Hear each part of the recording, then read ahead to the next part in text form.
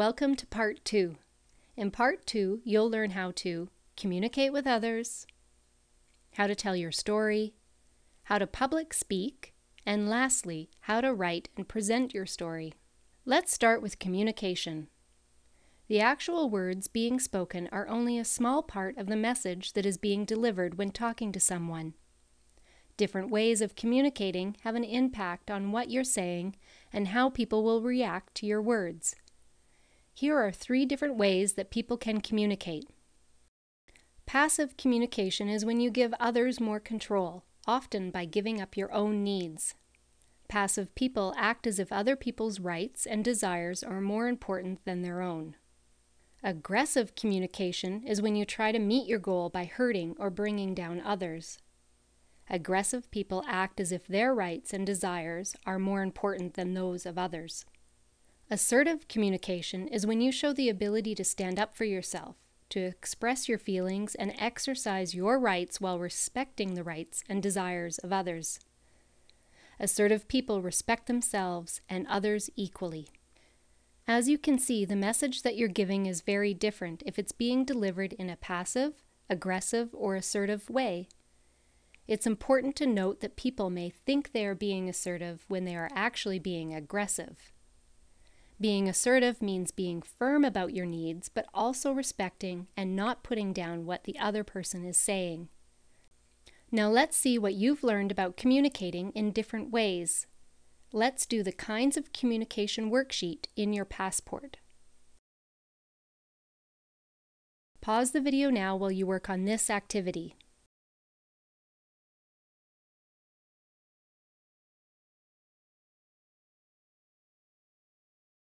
Tone of voice and body language play a huge role in how you're expressing yourself, as we just saw from the last activity.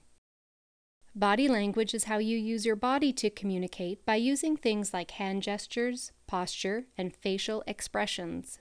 Different cultures have different body language.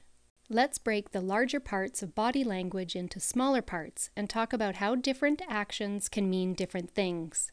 For example, what can it mean if you have downcast eyes?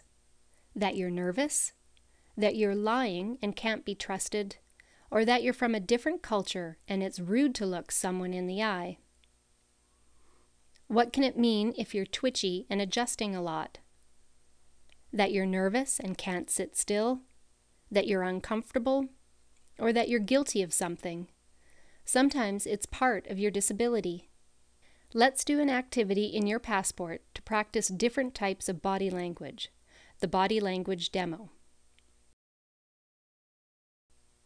Pause the video now while you work on this activity.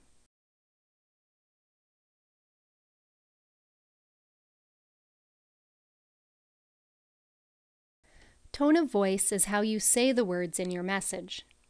Are you saying them loudly with confidence, or are you stuttering and unsure of what you're saying?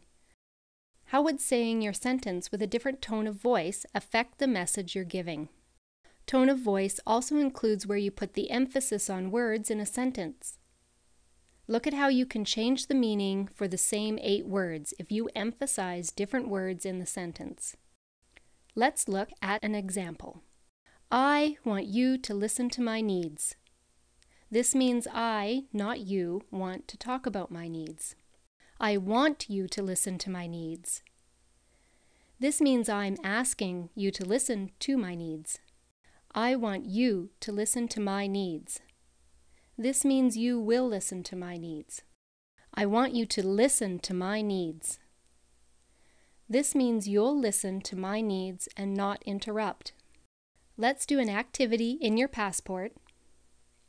The Communication Styles role play is a way for you to practice different ways of communicating. Pause the video now while you work on this activity.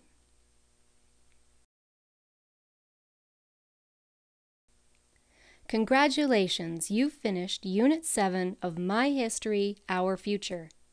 Next up is telling your story.